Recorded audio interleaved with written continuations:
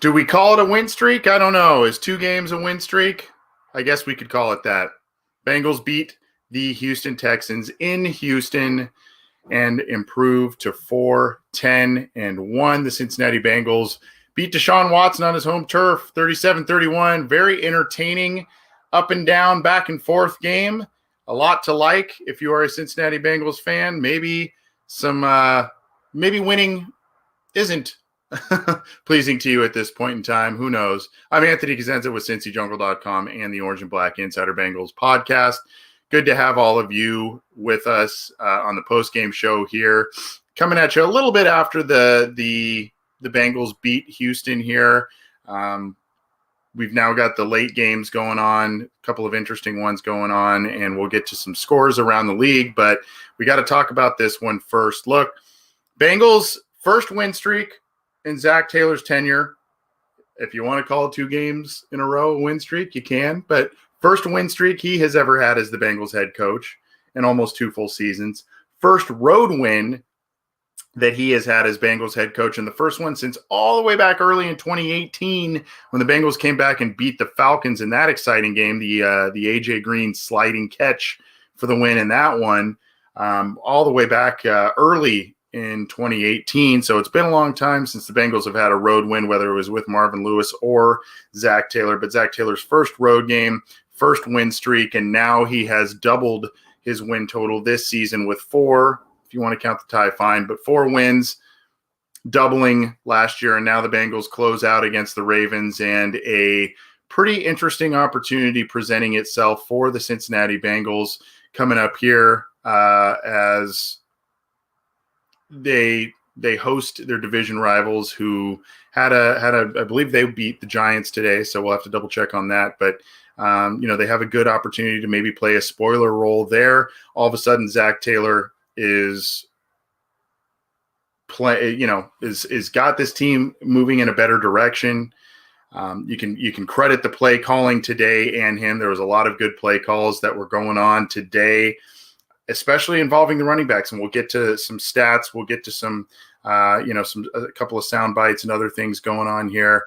I'm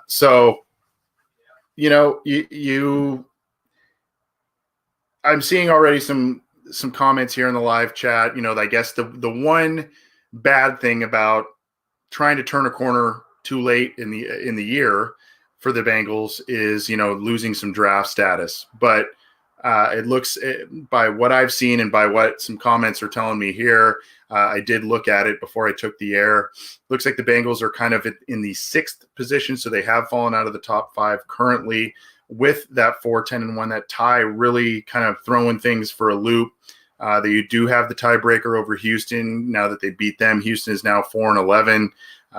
And so now the Bengals, depending on if you're all in on Penei Sewell, that may not be attainable at number 6. You may have to move up or do some different things if you're the Cincinnati Bengals to get that player. Otherwise, you may need to do some different things. You also may be in a situation where number 6 may not be, if you stay there, you may not be in a spot to be able to move back because quarterbacks will probably go within those top 5 picks. So a little bit of a precarious position, but hey, if the Bengals want to get a top wide receiver, whether it's Jamar Chase out of LSU, one of the 2 great, Waddle or Smith from Alabama, they could add a player that way. If they're not able to move back and maybe they don't have one of the other offensive linemen not named Penei Sewell, up there on their board. Look, we've talked about this on a couple of different shows. When it comes to the offseason, the Cincinnati Bengals attack free agency, and I use the term attack loosely, trust me, but they attack free agency to address their needs. That's where they get their needs. They try and, and then later in the summer months, they try to extend some of their key guys that are set to hit free agency the following year. So they try and attack free agency for their needs. They try not to go into the draft saying we need to take this position. We need to take this player. We need to take this position group. They try and stick to best available player, best available guy on their board. That's what they try and do in the draft. So I think we all know that offensive line has to be addressed early, but they may look at some things, and we'll talk more about some of the stuff today too about the offensive line performance, but they may look at some things and say, we attack that in free agency, whether it's interior offensive line, a Joe Tooney or Brandon Scherf, or, somebody like that can help shore up the offensive line. Maybe you re-sign a Quinton Spain. And then, if you're able to get Sewell, great. Otherwise, maybe you look at an Alex Leatherwood, something like that in the draft. I would expect, though, that an offensive lineman would be taken in the first 2 rounds, despite what the Bengals do in free agency. But enough about the draft. We've got a lot of time to talk about the draft and what the Bengals will be able to do. We got to talk about this one and what we saw today. I'm going to share a couple of different things with you, one of which right now I'm going to share this little clip of Zach Taylor. This is the press conference, and it is on Bengals.com. You can find it there. This is Zach Taylor just kind of talking about how good it feels to get a win and a second one in a row. So I am going to play that for you here. This is the voice you hear, I believe, will be Ben Baby of ESPN, good friend of our show. It'll be Ben Baby asking a question of Zach Taylor, and he's going to respond to that there. So hang tight one sec. Zach, for y'all to win this type of game, I mean, y'all had to come back there in the fourth quarter with the backup quarterback, first road wins 2018. I'm sure that hasn't been lost on you. What does it say that y'all were able to win this type of game? It just tells you everything you got to know about the character and the resolve of this football team.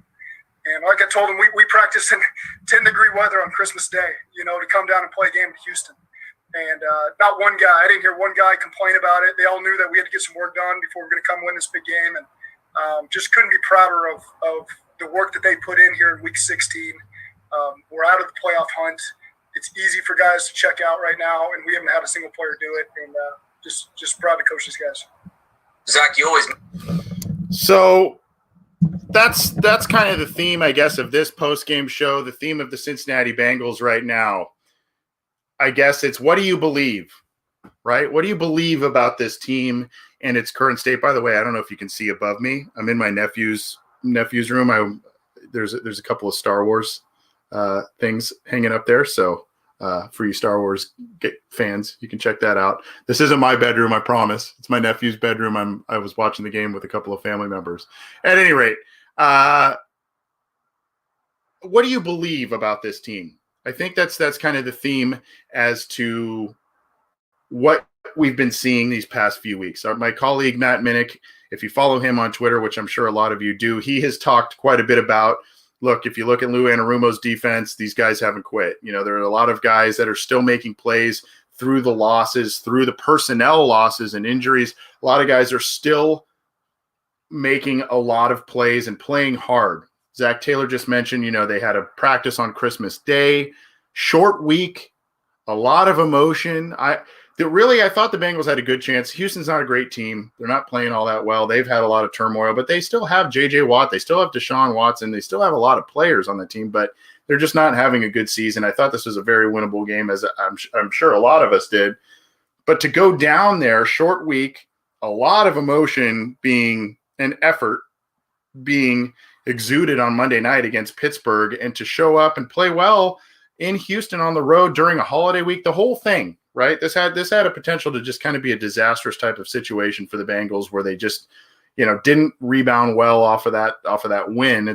I guess rebound's not the right word, but you felt like maybe there was there could be an inability for them to carry the momentum into this week and maybe lay an egg, and they didn't. The defense didn't play very well, obviously letting up 31 points, but the offense played outstanding. Zach Taylor's play calling was outstanding, and these guys aren't quitting. And to Zach Taylor's point, to what with the clip I just played, they're still grinding. They're still playing hard. And so it's kind of like now we've got, in almost 2 full seasons, we've got 6 total wins and a tie in the Zach Taylor era. He finally gets his first road win. He finally strings together back-to-back wins late in this season when the Bengals are way out of the playoff race. Their franchise quarterback is hurt. But what do you believe? Do you believe that this team still is behind their head coach? Do you think that this team is still behind these assistant coaches, the position coaches, based on what we've been seeing these past few weeks without Joe Burrow in the lineup? I think now we can say, for those who don't want Zach Taylor to be here, or for those who do, I think we can say after these 2 wins, he's probably getting another shot in 21. and he's probably getting it with, Joe Burrow coming back and everything. They're probably going to give him another shot. That may come with some strings attached, get rid of some assistants. If Mike Zimmer maybe gets let go, it's like, hey, Zach, you can stay for this year and prove yourself, but you're bringing Mike Zimmer in as your defensive coordinator, and maybe that lights the fire under the chair a little bit for Zach, having a veteran, former head coach potentially come in as his defensive coordinator and give him a short leash. I don't know. I'm just totally conjecturing here, but I mean, there's a lot of possibilities, but I think Zach Taylor is here for next year. So what do you believe about this team? Do you believe based on these 2 wins at the end of the season, and maybe they parlay it into next week and they play spoiler for the Ravens, and that would be a nice win for Zach Taylor and carry some momentum. I know there's been a lot of talk both in our pregame show by Narragansett Beer, in that show, as well as in other outlets that cover the Bengals. There's been a lot of talk of, hey, Bruce Coslet did this, ended the season well, didn't go anywhere the next year. LeBeau, same thing, didn't go anywhere, right? And the difference being, if Zach Taylor is in the same boat as those 2 former head coaches, the difference is he's got Burrow in his back pocket. Coslet, LeBeau, I mean, they had John Kitna, Keely Smith, Scott Mitchell, all kinds of different guys, right?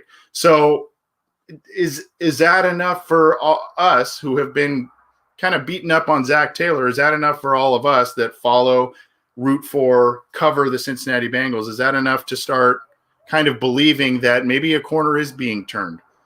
Brandon Allen today threw for the most passing yards since Carson Palmer. And we'll pull that up in just a little bit. You saw that stat on the Fox graphic there. I looked up quickly. I tried to look up some Andy Dalton stats to make sure. I thought Andy Dalton had thrown for that much. There was one game in 2013 where Dalton threw for like 372 yards, so it was close. But, I mean, Brandon Allen played outstanding today. And all of a sudden, it's interesting what happens in this offense when you're able to run the ball, when you're able to utilize those running backs in the passing game. You look like a completely different team. And I think that you would like to think that this is something that Zach Taylor has wanted to do for 2 years. And for some reason, Giovanni Bernard has been kind of withering away on the bench. And a lot of different guys are just not being used in the first parts of these 2 seasons we've seen under Zach Taylor. And then at the end of the year, there's kind of some nice blossoming from some of these players, or they produce with increased time. So I'm kind of making a circle back. What do you believe about this team? What do you believe about this team? Yeah, I think some of you guys are right. 407 against the Browns for Joe Burrow. I think I may have misread that Fox graphic. It might have been on the road. So I'll have to double check, but there was a graphic about most by since Carson Palmer. It didn't strike me as right either.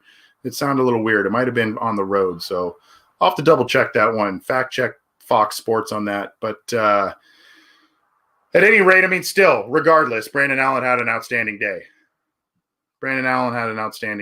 And, I see here David Fussner says Taylor has actually put this team in position to win the last 2 games with game plan suited for the quarterback, limited Finley throwing, and used his legs to win. Yeah.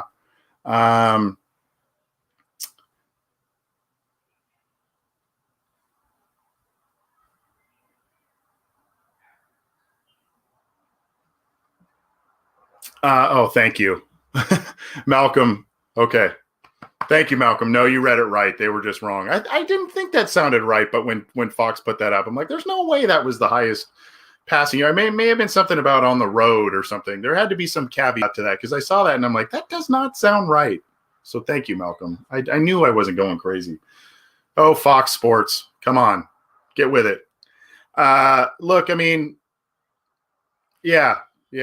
Cringe wizard. The graphic said most yards since 2005. That's what I saw, and it just didn't sound right. Anyway, so I'm not gonna bang that drum too hard. But look, that's kind of where we're at. I'm gonna go over some stats in just a second here.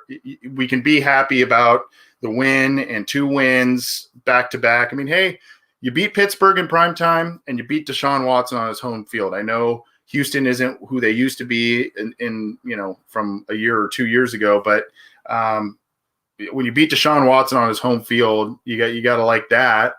And you have to like that you beat the Steelers on primetime. And then if you get that win next week against the Ravens and maybe you play some spoiler there, you got to feel pretty good about that one too. So it's kind of the more questions than answers at this point. That's kind of how I feel a little bit about it. I think we were all certain 3 weeks ago, but that Zach wasn't the guy. We were still pretty sure that the Bengals were going to stick with him at that point, but we were pretty sure that Zach wasn't the guy, that sort of thing. And now all of a sudden he's rattled off these couple of wins that you kind of take a step back and say, well, he's doing it with Ryan Finley and Brandon Allen as his quarterbacks. Brandon Allen probably proved to a lot of people that he should be at least looked at as a viable backup option for next year for the Cincinnati Bengals. And he, kudos to Ryan Finley for what he did. A gutsy performance against Pittsburgh. Pittsburgh's defense probably is a bit better, especially at rushing the passer than Houston. Houston knows how to rush the passer though as well. But still, Brandon Allen was really impressive today. So let's take a look at some of these. I'm going to share a tweet real quick too. This is kind of playing into the what do you believe and the mindset of the locker room, et cetera, et cetera. Marcus Bailey, rookie linebacker, got some time today on special teams and on defense. Rough day for him. He had a penalty on a big kickoff return by Brandon Wilson, and he was on coverage in a touchdown that Deshaun Watson threw late in the fourth quarter. And he said, here's a tweet he put out recently, and we like Marcus Bailey. He's been on our show.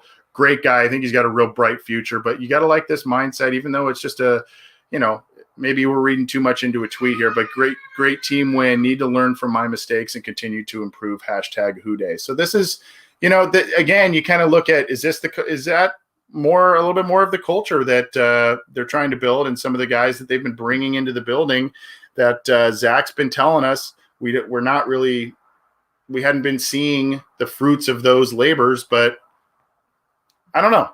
I guess I just saw that tweet and it kind of resonated with me a little bit, especially when you start asking questions like, what do you believe about this team? I'm going to go through some stats by both teams here. I'm going to try and make this pretty quick. I know sometimes we go through these. I'm going to go both on NFL.com, their scores, and a little bit from ESPN as well. If you look here, Brandon Allen 371. Yeah, see that there's I saw the Dalton had 372 in 2013. There was something wrong with that graphic. But 29 of 37 for 371, 2 touchdowns. Look, the plan was this. What I really liked about this, the Bengals used a lot of short, kind of controlled passing, a lot of stuff to the running backs, design screens, that sort of thing. I think Greg Jennings, who was on the call, said something to the effect of, I think that's the 10th screen pass we've seen by the Bengals today.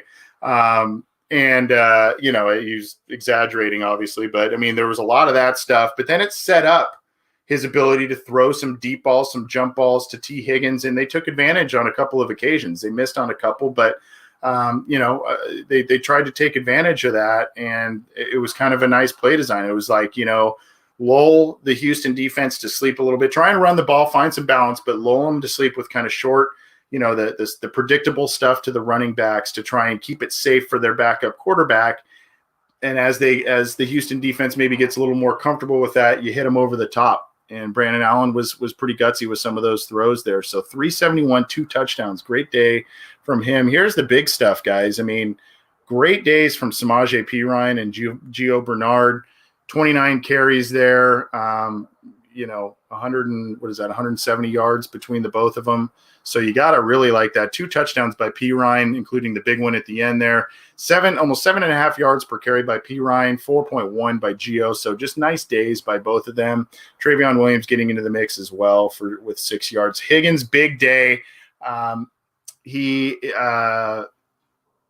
believe he passed the Chris Collinsworth for the most receptions in Bengals history as a rookie receiver. So 6 catches, 99 yards, and a touchdown. It's still on 9 targets. There were a couple of misses there. One, he came down with one on the sideline, and he kind of, unfortunately, he bounced off of defenders. He wasn't able to get his feet down, but a couple of really, really nice plays. That touchdown reception by Higgins in that corner of the end zone was great. Erickson had a nice day today, stepping in for Tyler Boyd, who was injured with a concussion. 6 catches, 88 yards, caught all 6 targets, and a couple of them were big ones. Gio Bernard getting very involved in the passing game, 7 catches by him, 66 yards. AJ Green, couple of nice catches, did have a drop, 4 catches, 64 yards. And Pirine, again, so you see 11 catches between the two backs and over 100 yards receiving between the two of them, 107 total between Bernard and Pirine. So a lot of good stuff. Sample had the touchdown on their opening drive there. Got to like that too. Good to see him involved. You saw our first look at Trenton Irwin, 1 catch for 5 yards on 2 targets there. Bengals forcing more turnovers on defense too, even though they let up a lot of yards and gave up a lot of points. They forced 2 fumbles. They only recovered 1, but they were atrocious at creating turnovers this year. And it's no coincidence in these 2 games they've been able to create some turnovers. And the one they had today was at a critical moment. The Bengals had a slim lead, a 3-point lead. Deshaun Watson was kind of moving it a little bit, and then Sam Hubbard, who has played great since his return from the elbow injury, strip sack. Goes right into Margus Hunt's lap as he's there on the defensive line, makes the recovery. Bengals get another field goal, and that was kind of that. William Jackson left the game with an injury. That wasn't great to see. Darius Phillips had 2 passes defended today. So, and then you see the rest of the stats here. 9 total tackles by Darius Phillips. Von Bell, 8 total tackles. LaShawn Sims, rough day for LaShawn Sims. On a couple of occasions, he had 5 tackles. On a couple of them, he was just hanging on to jersey for dear life just to try and slow somebody down. So tough day for LaShawn Sims. And, again, it's kind of the BW Webb effect, right? You sign a guy thinking, he's, good option as your number 4 corner, number 5 corner, maybe number 3 corner if things get dicey. But when he has to come in and start on the boundary, he's just not a starting caliber corner. I think he's a good, a good guy to bolster your cornerback group, a good back end guy. But just, when you can see the struggles, unfortunately, for LaShawn Sims when he comes in and, tries to roll into a starting position. Pratt had 5 tackles, one of which a tackle for loss, a great play. I think it was in the second half. Great play by him too. So, still only 1 sack. Hubbard only 1 turnover, but it was arguably the biggest play of the game there. So you gotta like that. Let's look at the Houston side of the ball. Watson, 324 yards through the air, 3 touchdowns, no interceptions. Big game by him, 24 of 33. David Johnson, 128 yards. Almost 11 yards per carry for David Johnson. 12 carries, 128 yards, and a touchdown. That's David Johnson of old right there. And Watson had 38 yards on 5 carries as well. Brandon Cook's huge day, but part of that was that weird lateral play at the end, 7 catches, 141 yards, and a touchdown there. Fells had the touchdown, and David Johnson had a touchdown receiving as well. So big day by both Deshaun Watson and David Johnson. We'll go down here. Look at Zach Cunningham. 14 total tackles. He put a lick on Pirine. He was everywhere, and then you can kind of see some of these other guys here. I'm going to look at the team stats via ESPN, and then we'll pop on out of here. That was from NFL.com, so we're going to look real quickly at ESPN, some of the team statistics, and I think it's pretty telling. Again, you look at it. Look up here. You see the first downs. Bengals have 4 more first downs, 27-23. 4 more passing first downs, 18-14. 1 less rushing first down, 7-8. They did get a couple of breaks from penalties, so 2 penalties created first downs for the Bengals. That was kind of big, and a couple of those were late. 6 of 13 on third down, 1 of 2 on fourth down, so nothing real spectacular in either of those areas. But the Texans were 4 of 9 themselves on third downs. They didn't try any fourth downs. So, it was just it was okay. was okay by both teams on third down and fourth down there. But look at the play disparity, 71-51. Bengals ran 20 more plays than the Houston Texans. And then look at the total yards. We've got over 1,000 yards of offense here, guys, 540 to 488. And then you see both had 11 drives.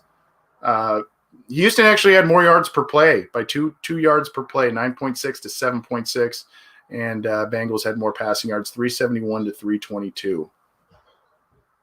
Rushing yards, pretty even. Bengals were able to run the ball at will, 169 to 166. Bengals, though, did it on way more attempts, 33 rushing attempts to 17. So, big difference there. Manageable penalties. I mean, again, a couple of the Houston penalties resulted in Bengals first down, so that was kind of big, but neither team was like crazy with penalties. It was 5 penalties for 35 yards for the Bengals, 6 penalties for 46 yards for the Texans. And really the only turnover, the only turnover was the big difference in the game there by Houston at the end there. They lost the fumble. Look at the time of possession though. 36-10 to 23-50. The Bengals just hogged the football. And, you look at Siebert missed a long field goal from 49 yards. I mean, the Bengals could have been a little bit more in control there. That there was a touchdown that was missed, and one of the few bad plays by Brandon Allen, a touchdown pass that was missed early in the game. So I mentioned AJ Green had a drop. So I mean, there were some plays left out there by the Bengals, but all in all, I mean, when you're not turning the ball over, you're running for basically 170 yards and you're passing for close to 400, you're going to win that game.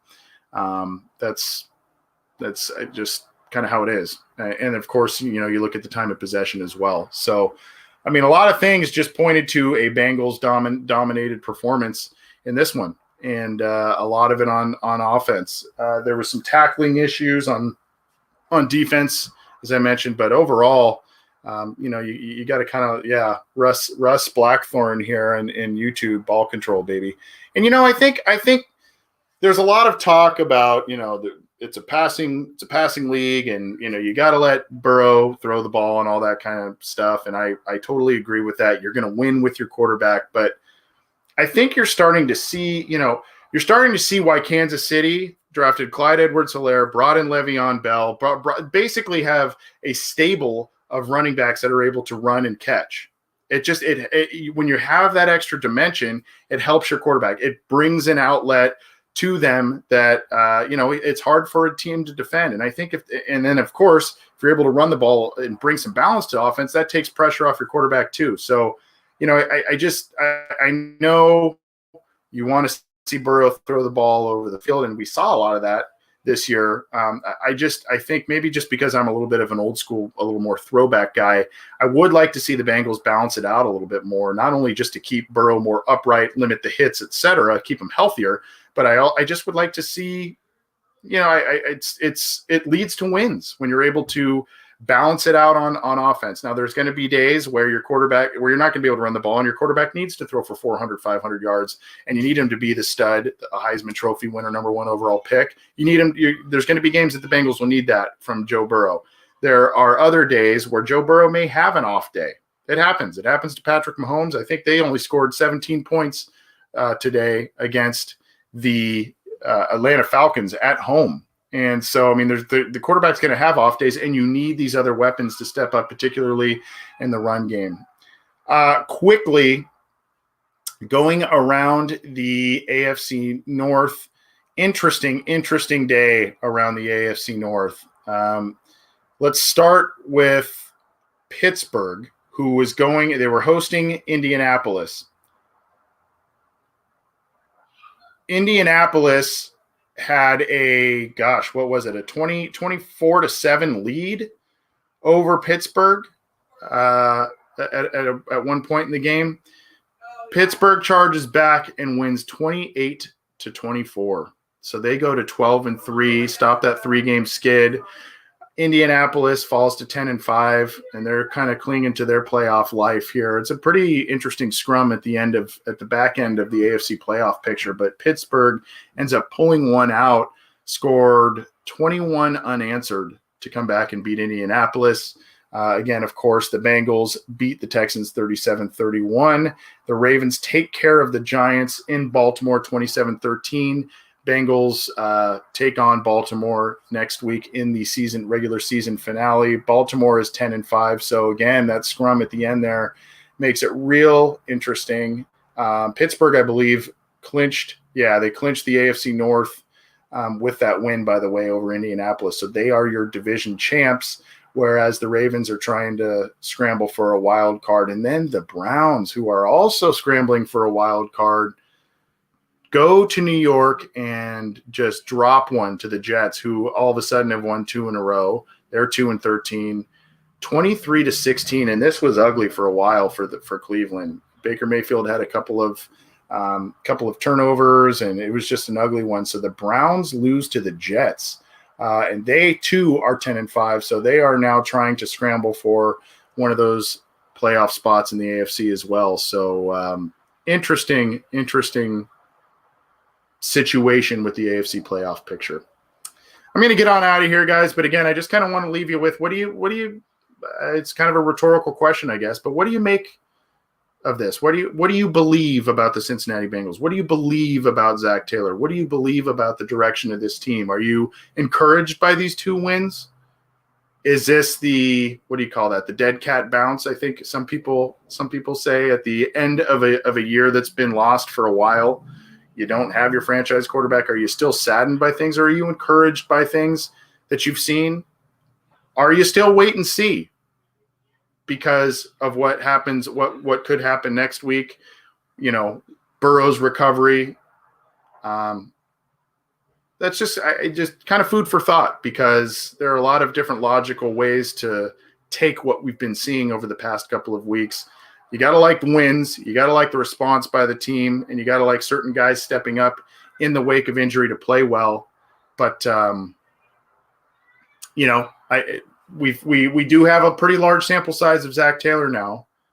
And do you take the early part of his career, or do you take these last couple of games here and try and run with the encouragement? Food for thought. Enjoy the rest of your weekend, what's left of it. I hope you all had a Merry Christmas, Happy Holidays, whatever you do or do not celebrate. We are. I know I am excited for 21. I am ready for 2020 to be over, which we're under a week away.